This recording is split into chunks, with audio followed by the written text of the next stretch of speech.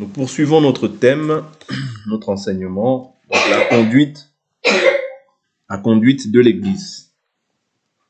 La conduite de l'Église, donc nous n'allons pas revenir sur tout, mais néanmoins nous avions puisé en fait cette écriture dans le livre de Matthieu chapitre 16, que nous allons lire, parce que c'est notre texte de base qui va nous entraîner à prendre plusieurs autres écritures qui vont nous permettre de nous édifier à ce jour. Matthieu chapitre 16, nous prenons le verset 15. L'Écriture dit « Mais vous, leur dit-il, qui dites-vous que je suis ?» Simon-Pierre répondit « Tu es le Christ, le Fils du Dieu vivant. » Jésus reprit la parole et lui dit « Tu es heureux, Simon, fils de Jonas, car ce ne sont pas la chair et le sang qui t'ont révélé cela, mais mon Père qui est dans les cieux. » Donc nous avons vu que la chair et le sang peuvent révéler des choses. Mais quand c'est la chair et le sang, cela vient du diable, cela ne vient pas de Dieu. Ok? Parce que la chair et le sang, en fait, la personne qui révèle les choses par la chair et le sang, c'est la chair, donc c'est animé par une pensée humaine. Et c'est par audace que l'homme a pu déclarer cette révélation-là. Donc il est écrit par la suite, mais c'est mon Père qui est dans les cieux qui t'ont révélé. Donc c'est le Père qui révèle les choses. Okay? Maintenant, il dit, et moi, je te dis que tu es Pierre, et que sur cette pierre, je bâtirai mon église. Okay? Il dit que tu es Pierre. Ouais, Pierre. Et que sur cette pierre, ce Pétra, en grec, qui veut dire sur ce caillou, ce petit rocher, je bâtirai mon église. C'est-à-dire, l'église de Jésus est bâtie sur le roc, sur le rocher qui n'est autre que Jésus. Ouais. Mais il n'y a point d'autre rocher si ce n'est Jésus. Voilà pourquoi la Bible dit, si les pierres, si vous empêchez qu'ils me louent, les pierres crieront. Les pierres qui crient ici, ce sont les pierres vivantes. C'est nous qui avons reçu Christ dans nos vies, parce que Christ, il est le chemin, la vérité et la vie. Mais quand tu reçois Christ dans ta vie, tu es maintenant une pierre vivante, ajoutée à l'église. Voilà pourquoi la Bible nous dit, ne savez-vous pas que vous êtes le temple de Dieu?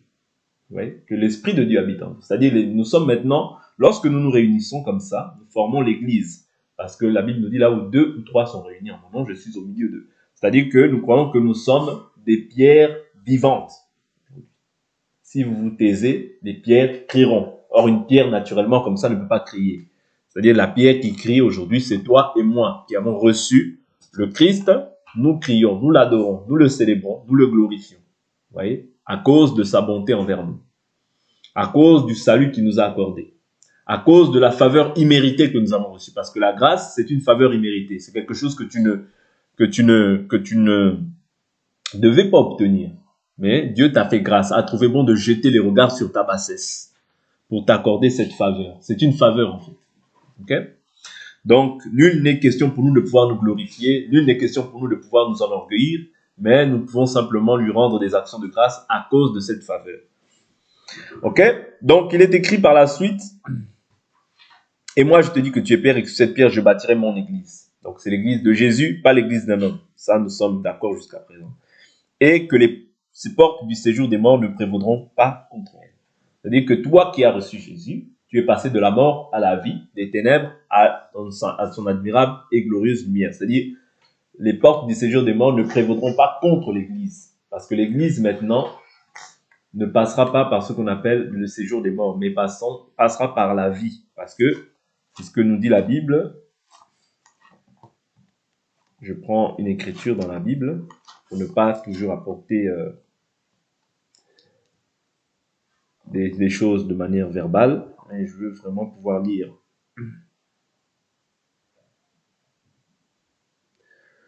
Je vais lire une écriture.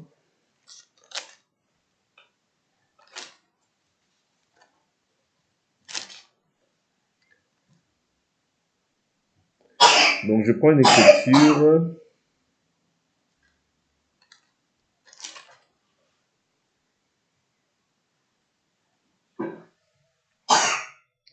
Le dernier grand jour, bon, je vais prendre plutôt Colossiens. Je vais aller prendre un Colossiens là-bas. Colossiens va m'aider.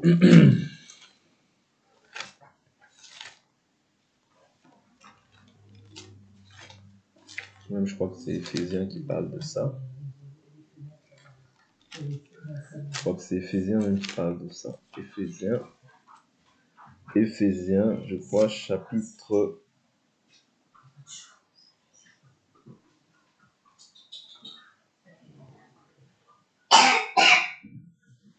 Voilà. Éphésiens, je prends le chapitre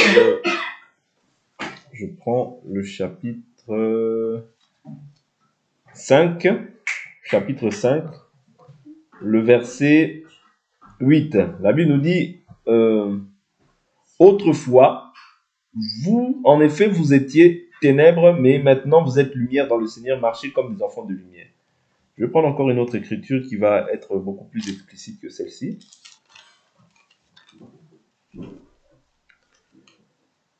Savoir quelle est notre position maintenant en Christ, parce que nous, le royaume comme Matthieu le dit, que les portes du séjour des morts ne prévaudront point contre l'Église. Donc, l'Écriture nous dit dans, je crois que c'est Philippiens ou Colossiens, qui parle de ça. Nous sommes passés des ténèbres à la lumière.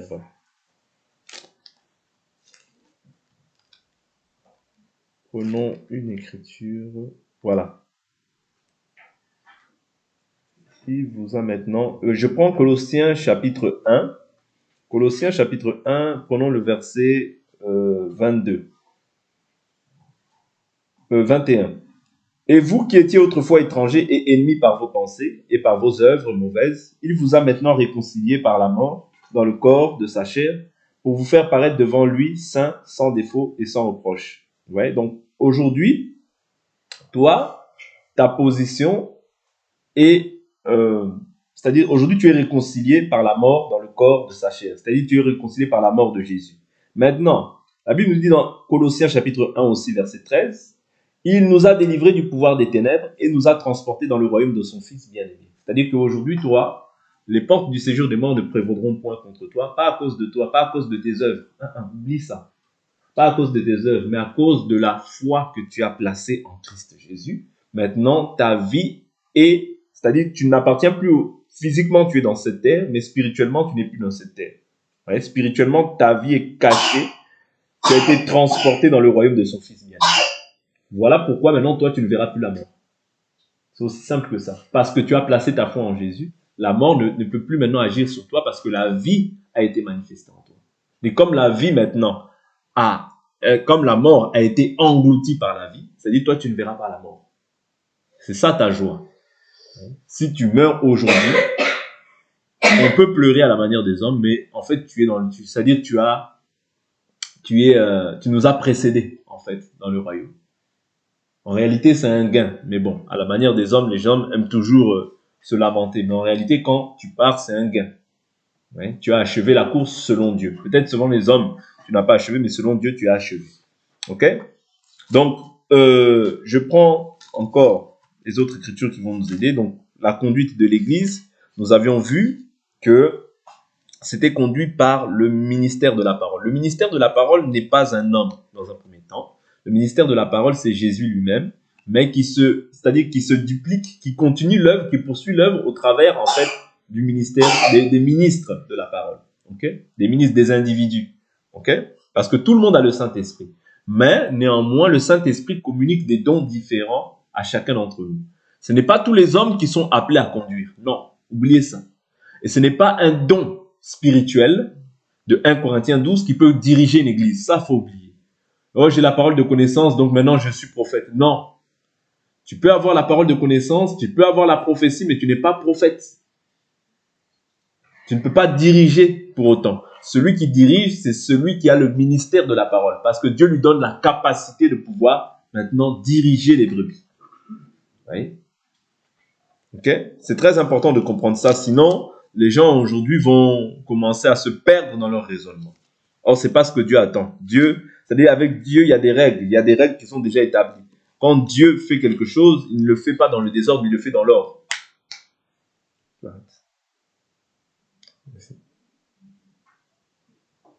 Ok? Éphésiens 4, le verset 5. L'Écriture nous dit, je prends même le verset 4. Il y a un seul corps et un seul esprit, comme aussi vous avez été appelés à une seule espérance, celle de votre vocation. Il y a un seul Seigneur, une seule foi, un seul baptême, un seul Dieu et Père de tous, qui est au-dessus de tous, parmi tous et en tous. Mais à chacun de nous, la grâce a été donnée selon la mesure du don de Christ. Vous voyez? C'est-à-dire la grâce a été donnée selon la mesure du don de Christ. Ok? Selon la mesure du don de Christ. C'est-à-dire Dieu donne l'esprit avec mesure. Mais Jésus, c'est le seul qui avait l'esprit sans mesure. Ok? Donc toi, tu ne peux pas dire, oh, moi j'ai tous les dons. Non, c'est faux. Ouais. Toi, tu ne peux pas dire, j'ai tous les dons. Non, c'est faux. Oh, moi je suis apôtre, je suis pasteur, je suis docteur, je suis évangéliste, je suis à la fois prophète, j'ai tous les dons. Le don de miracle, le don de guérison, le don de parole de connaissance, parole de sagesse, discernement des esprits. Bon, toi, tu es seulement Jésus, alors ça veut dire. Ouais. Or, la Bible nous dit très bien que à chacun de nous, la grâce a été donnée selon la mesure du don de Christ. C'est-à-dire, d'autres peuvent avoir 2 dons, d'autres peuvent avoir 3 dons. Ok? C'est selon Dieu, selon que Dieu veut. Ce n'est pas selon ce que toi tu veux. Parce que Dieu n'exauce pas ta volonté, mais il exauce sa volonté. Parce que la Bible nous dit non pas ma volonté, mais que ta volonté s'effectue. Est-ce que vous comprenez? C'est très important de comprendre ça. La Bible nous dit, c'est pourquoi il est dit, il est monté dans les hauteurs, il a emmené des captifs et il a fait des dons aux hommes. Oui? Quand Dieu donne, il donne selon la mesure de la grâce que lui veut. N'oubliez pas ces choses-là. Or, que signifie il est monté sinon qu'il est aussi descendu dans les régions inférieures de la terre? Celui qui est descendu, c'est le même qui est monté au-dessus de tous, au-dessus de tous les cieux, afin de remplir toutes choses. C'est lui qui a donné les uns comme apôtres, les autres comme prophètes, les autres comme évangélistes, les autres comme pasteurs et docteurs. Pourquoi? Est-ce que c'est pour la titrologie ou bien pour la titromanie? Non, loin de là. Ouais. Est-ce que c'est pour que les gens puissent se glorifier de ces choses-là? Loin de là. Ouais. Dieu ne donne pas les dons pour que les gens puissent s'en glorifier, pour que les gens puissent s'enorgueillir. Dieu donne les dons pour une seule raison. C'est quoi? Il dit cela. Il dit quoi? Il dit, verset 12, pour le perfectionnement des saints. Ça veut dire pour que le saint, parce que quelqu'un qui est saint, qui a cru en Jésus, il est saint. Ouais. Il est saint, n'est-ce pas? Mais il est appelé à se sanctifier davantage. Ça, c'est le rôle du ministère de la parole qui s'effectue par le renouvellement de l'intelligence. Est-ce que vous comprenez? Par l'enseignement qui provoque le renouvellement de l'intelligence. Vous voyez? C'est le travail que le ministère de la parole fait au niveau de l'âme de la personne. Est-ce que vous comprenez? C'est-à-dire que pour se perfectionner, s'il n'y a pas le ministère, il n'y aura pas la perfection. Oh, mais non, moi je fais. Non, il n'y aura pas la perfection. Parce que le perfectionnement, Dieu le dépose dans un corps ministériel pour pouvoir perfectionner son semblable. Un frère aiguise un autre frère. C'est ce que la Bible déclare. Vous comprenez? C'est-à-dire que comment est-ce qu'on est aiguisé? Comment est-ce qu'on est perfectionné? Pas par la philosophie humaine. Pas par, oh, j'ai lu un verset. Non. Le perfectionnement vient par le ministère de la parole. Oui. Et il dit quoi? Cela en vue de l'œuvre du service et de l'édification du corps du Christ. Ah, donc on comprend que bien que la louange peut édifier, bien que les langues peuvent édifier, la prophétie peut édifier, ouais, mais l'Église est édifiée, c'est-à-dire dans l'édification du corps est édifiée par l'enseignement. Le corps est édifié, bien sûr par la louange, bien sûr par les prophéties, tout ça, c'est une édification. Mais, c'est-à-dire ça ne permet pas de diriger ou bien de conduire l'Église. Non, on ne conduit pas l'Église seulement avec des louanges. La croissance vient par l'enseignement. C'est pas moi qui le dis. Satan, lorsqu'il vient tenter Jésus dit, il est écrit, l'homme ne vivra pas de pain seulement, mais de toute parole qui sort de la bouche de Dieu. Ouais. C'est-à-dire, la parole, c'est toute une nourriture pour l'homme. Vous comprenez? La parole, c'est toute une nourriture pour l'homme. Voilà pourquoi Jésus, je vous avais montré hier, qu'il dit, Pierre, m'aimes-tu? Paie mes brebis. Pierre, m'aimes-tu? Paie mes agneaux. Père, m'aimes-tu? Prends soin de mes brebis. C'est-à-dire, ce sont les brebis de Jésus, mais que Dieu confie maintenant à des hommes capables de pouvoir maintenant les conduire, les amener à se perfectionner, les amener à se sanctifier, les amener à être parfaits dans leur conduite. Et pour que la perfection puisse se manifester au milieu de nous, il faut qu'il y ait le jugement. Voilà pourquoi la Bible nous dit, ta houlette, ton bâton me rassure. Ça, c'est Psaume 23. Vous voyez? C'est-à-dire que le berger, il ne doit pas simplement être équipé du bâton. Non. Le berger, c'est le bâton, mais aussi, c'est aussi la houlette. Parce que si on reste sur une phase simplement bâton, bâton, bâton, ça fait fuir les brebis. C'est-à-dire, il y a le bâton, mais il y a aussi la houlette. La houlette, c'est pour ramener en fait les gens, ramener les brebis, pour les ramener. Vous voyez? Mais le bâton, c'est pour corriger. C'est-à-dire, ces deux instruments-là sont nécessaires pour la direction ou bien pour la conduite de l'Église. C'est-à-dire, c'est dans l'Église que le jugement de Dieu commencera. Vous voyez? C'est pas par le dehors. Comme on voit des gens qui sont en train de critiquer les gens du dehors. La Bible nous dit, ceux du dehors, Dieu les juge. Ceux du dehors, Dieu les juge. Nous, nous jugeons dans la maison. Parce que c'est par la maison de Dieu que commencera le jugement. Voilà pourquoi, si nous ne voulons pas être jugés par Dieu, nous devons nous juger nous-mêmes, afin que la colère de Dieu ne s'abatte pas sur nous. C'est-à-dire, nous devons nous juger nous-mêmes afin d'avoir une foi saine, pure. C'est comme ça que conduit l'Église. Ainsi que par l'enseignement. C'est-à-dire, je ne peux pas rester seulement sur la phase jugement, jugement, jugement, non. Mais c'est l'enseignement qui va produire aussi ce qu'on appelle la crainte de Dieu. Ce n'est pas le fait de pouvoir mettre seulement jugement, jugement, jugement. Non, ce n'est pas ça. C'est-à-dire, quand la personne saisit, comprend l'enseignement, quand la personne a en elle l'amour de Dieu, facilement, la personne se dépouille sans que tu puisses même faire le moindre effort. La crainte de Dieu entre dans les cœurs lorsque la personne aime. Et quand on aime, naturellement, on se soumet à Dieu. Vous voyez? Parce que nous l'aimons non pas. C'est-à-dire, nous l'aimons parce que lui nous a aimé le premier. N'est-ce pas? Nous comprenons l'amour qu'il a eu pour nous. Voilà pourquoi quand nous comprenons l'amour qu'il a eu pour nous, nous nous soumettons. Mais si tu ne comprends pas l'amour, on te dit simplement, c'est seulement le bâton, tu vas faire fuir les gens sans pour autant faire comprendre aux gens pourquoi est-ce que nous servons Jésus.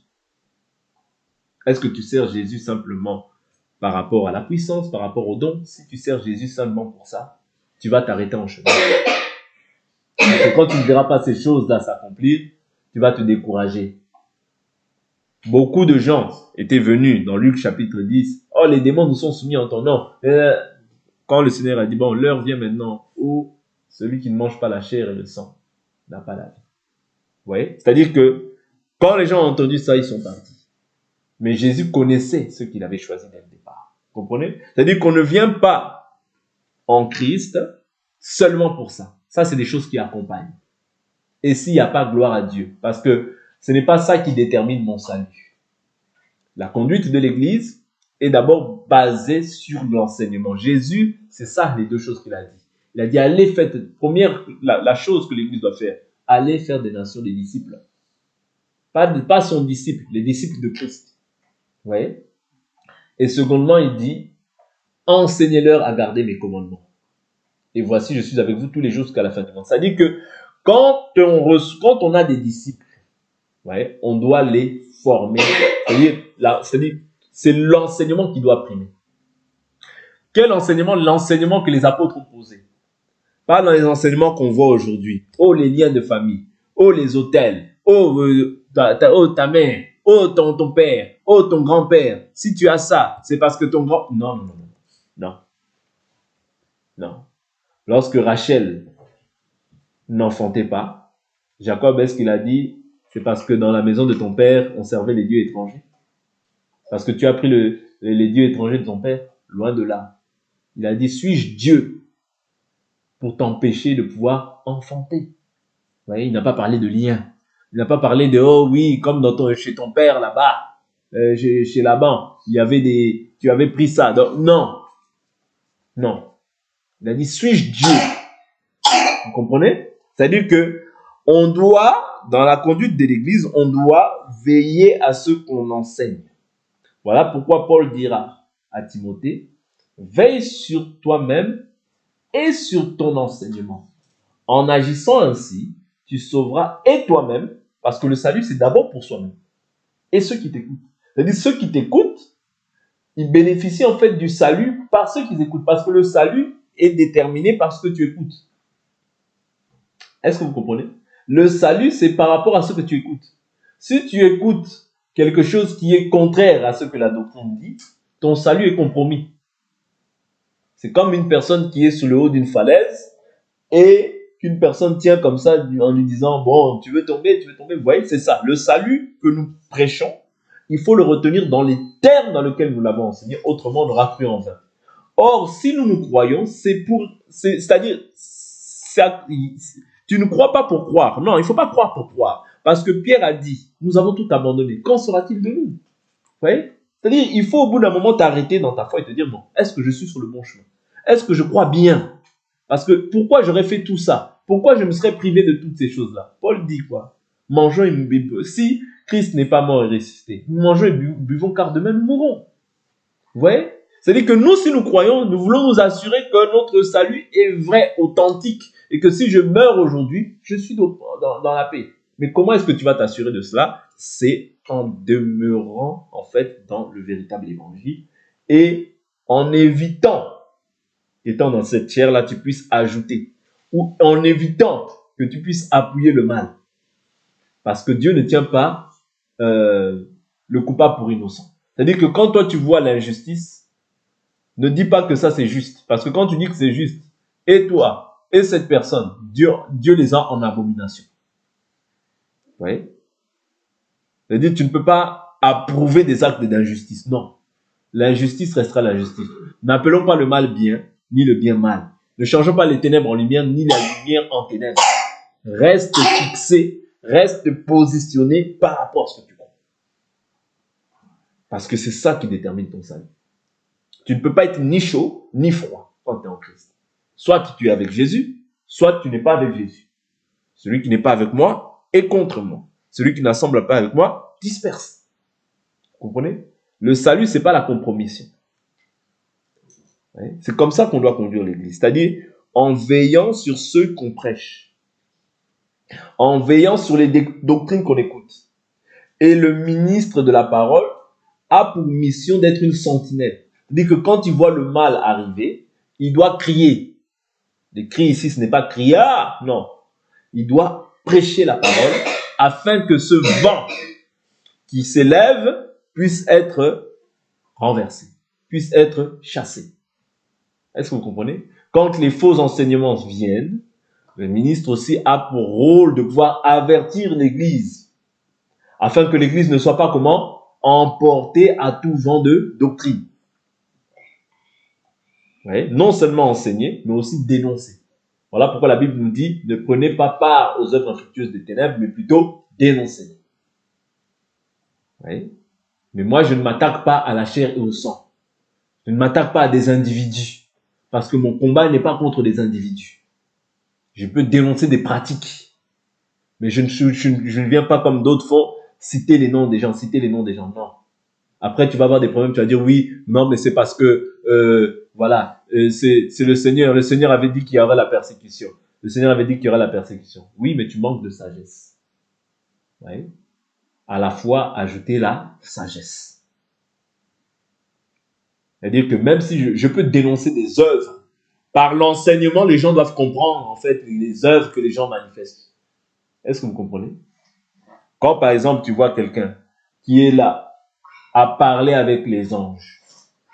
Toi, maintenant, par l'enseignement, quand tu vas voir cet homme-là, tu sais que nous, notre relation n'est pas avec les anges. Mais les anges sont au service de Dieu. Ça veut dire qu'un ange peut venir aussi me parler. Je peux dire, ah, il y a un ange qui est venu me parler cette nuit.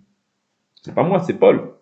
Lorsqu'on voit un ange de Dieu, acte 26, il dit, un ange de Dieu auquel j'appartiens, et à qui je rends un culte. Acte 27, verset 23. Un ange du Dieu à qui j'appartiens et rend un culte s'est approché de moi cette nuit et il m'a dit, sois sans crainte, Paul, il faut que tu comparaisses devant César et voici que Dieu t'accorde la grâce de tous ceux qui naviguent avec toi. C'est-à-dire, un ange peut te visiter parce que il est au service de Dieu. Mais toi, tu ne peux pas commencer à communiquer, à parler avec, c'est-à-dire invoquer un ange. Oui. Mais tu peux parler avec un ange parce qu'on l'a vu déjà. Corneille a parlé avec un ange, n'est-ce pas? Parce que quand l'ange il vient sous la forme d'un homme, n'est-ce pas? Tu peux parler avec un ange, ce n'est pas interdit. C'est-à-dire, quand l'ange se manifeste, mais maintenant moi je ne peux pas, par exemple là je suis en train de prier, ange un tel, ange un tel, non. Parce que la Bible nous dit, il y a un seul Dieu et un seul intermédiaire entre Dieu et les hommes, Jésus-Christ, homme. C'est-à-dire que moi, même si un ange m'a visité, je ne peux pas me prosterner devant un ange. Est-ce que vous comprenez? Adorer un ange, je ne peux pas le faire. D'ailleurs, ce qui va déterminer que cet ange-là est de Dieu, si c'est vraiment un ange, il va refuser que tu puisses te prosterner devant lui. Pourquoi? Parce qu'on a l'écriture. C'est pour ça que je vous donne des signes. Pour que le jour où ça t'arrive, si tu vois un ange aussi grand, aussi fort, aussi puissant, parce que les anges sont supérieurs, ils sont supérieurs en force par rapport à nous les hommes. Vous voyez? Mais même si un ange se présente et qu'il t'annonce un autre évangile, qui te dit non, maintenant ne suis plus Jésus, tu peux suivre et toi tu peux être ébloui par la grandeur, la beauté, la puissance de l'ange. Mais si c'est un ange de Dieu, cet ange de Dieu, il vient pour confirmer la parole de Dieu. Quand un ange te détourne de la voie de Dieu, c'est un ange maudit. Est-ce que vous comprenez? C'est un ange maudit. C'est pas moi qui le dis. Ouais. C'est Galates chapitre 1. Si même moi, ou si un ange vous annonce un autre évangile que celui que je vous ai annoncé, qu'il soit maudit. Anathème, ça veut dire maudit. Or, qui est maudit? Ce sont les anges déchus. Adore-moi. Adore-moi toi aussi, toi. Et pris d'émotion, tu commences à adorer l'ange. Je t'adore. Oui, appelle-moi Michael. Adore-moi. Moi, je suis Michael. Tu viens aussi, tu te prosternes. Et après, maintenant, tu viens nous dire, non, papa, j'ai vu Michael. Moi, en tout cas, tes trucs là, toi, tu n'as jamais manifesté la puissance. Tu n'as jamais manifesté la puissance. Mais Michael, quand je l'ai vu là, il est venu, il m'a dit, adore-moi. J'étais obligé de l'adorer. Tu adores ça, sache que tu as adoré un démon. Tu as adoré un démon. Est-ce que vous comprenez? Je vous dis ces choses parce que l'Église, son rôle, c'est d'avertir par rapport aux dérives qui peuvent arriver. Vous voyez? Ces choses-là peuvent vous arriver. Vous êtes les enfants de Dieu, vous voyez? Dieu peut permettre que tu puisses avoir une expérience, tu puisses expérimenter aussi sa puissance en voyant aussi un ange. Mais, si l'ange te dit autre chose que ce qui est écrit là, sors à 2 heures du matin, va dans une montagne, va commencer, pour faire quoi? Pour faire quoi? Toi, tu es dans ta maison, oh, sors, et tu sors aussi. Tu vas où? Oh non, l'ange, il m'a dit, je dois sortir à 2 heures du matin. Faire quoi? Ça, c'est pas un ange. Parce que si c'est un ange, il doit respecter la parole. C'est-à-dire, si tu dois faire quelque chose, c'est d'abord, tu dois demander l'autorisation à tes parents. Est-ce que vous comprenez? C'est-à-dire, il y a des règles. L'ange ne peut pas contredire ce que Dieu dit. Ici, je parle de l'ange pour que vous compreniez en fait que l'Église... Maintenant, si tu vois quelqu'un qui est là toujours, mon ange gardien, mon ange gardien. Oui, nous avons des anges gardiens. Mais nous ne les invoquons pas. Matthieu chapitre 18 nous montre que nous avons des anges gardiens. Est-ce que vous comprenez? Mais moi, ma relation n'est pas avec l'ange. Ma relation est avec Dieu au nom de Jésus-Christ. C'est tout. Ouais. Mais maintenant, nous croyons que nous avons des anges au service de Dieu. Qui sont pour nous. Dieu les délègue pour nous, pour notre sécurité. Est-ce que vous comprenez? Et nous avons le Saint-Esprit en nous. N'est-ce pas? Donc c'est ça ta protection, c'est ça ta sécurité. Mais ne commence pas à pouvoir dialoguer avec un ange. Oh, parce que j'ai fait un rêve, ou bien un ange s'est présenté. Non, non, non, non. Si même tu vois ces choses-là se manifester, sache qu'il y a des anges aussi Satan se déguise aussi en ange de lumière. Il n'est pas étonnant aussi que ses serviteurs se déguisent aussi en ange de lumière.